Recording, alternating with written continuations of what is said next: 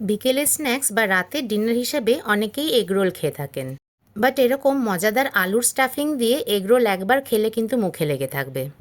আমাদের খুব পরিচিত এগরোলের থেকে কিন্তু এটা অনেকটাই টেস্টি আলাদা। লাস্ট অবধি দেখবেন অনেক কিছু নতুন নতুন জিনিস দিয়েছি। আমি ইপসিতা, দ্য হানি কিচেনে আপনাদের অনেক স্বাগত। আজ আমি বানাচ্ছি এগ পটেটো রোল।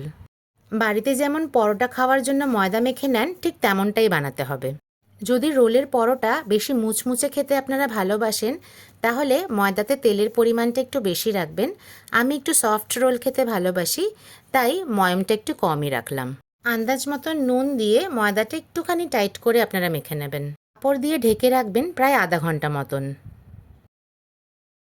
5-6টা আলু সেদ্ধ করে নিয়েছি। স্ম্যাশার দিয়ে বা হাত দিয়ে, যেটা দিয়ে আপনারা কমফোর্টেবল হবেন, একটু ভালো করে মেখে নেবেন যাতে একটুও লাম্প না থাকে। হামানদিস্তায় কিছু লঙ্কা আর কিছু রসুন নিয়েছি। এর সাথে সাথে সামান্য নুন দিয়ে ভালো করে কুটে নেবেন। কড়াইতে সামান্য রিফাইন অয়েল দেবেন, সাথে ইচ্ছা করলে আপনারা ঘিও ইউজ করতে পারেন। দেবেন কালো সর্ষে ফোড়ন। কিছু কারি পাতা নিয়ে সেগুলোকে কিন্তু খুব ছোট করে কুচিয়ে নেবেন, গোটা পাতা ইউজ করবেন না। কারি পাতা তেলে দিয়ে সামান্য ভাজার আওয়াজ আসলেই দিয়ে দেবেন কুটে রাখা লঙ্কা আর রসুন। হামানদিস্তাটা ধুয়ে জলটাও ইউজ করে নিয়েছি। রসুন আর লঙ্কার ভাজা গন্ধ বেরোলেই দিয়ে দেবেন সেদ্ধ করা আলুগুলো। প্রায় 5 থেকে 7 মিনিট মতন ভাজতে হবে, সাথে স্বাদ অনুযায়ী নুন দিয়ে দেবেন। আমার চ্যানেলটা ভালো লাগলে একটা লাইক, কমেন্ট আর সাবস্ক্রাইব কিন্তু আশা করলাম। এই সময় ঢাকা দেবেন না, ঢাকা খুলেই আপনাদের ভাজতে হবে। ভাজতে ভাজতে আলুর কালারটা হালকা একটু চেঞ্জ হয়ে যাবে। আলু আমার খুব ভালো করে ভাজা হয়ে গেছে। এখন চলুন নেক্সট স্টেপে যাওয়া যাক।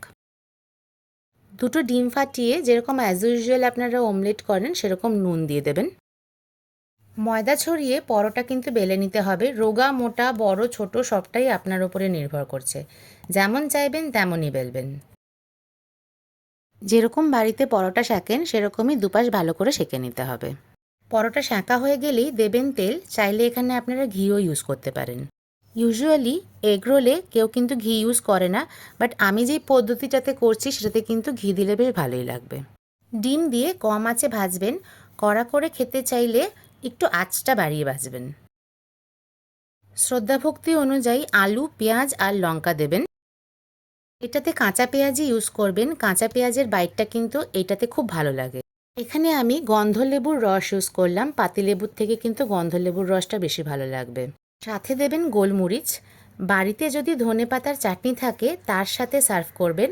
নর্মাল এগ রোলের থেকে অনেক বেশি ভালো লাগে।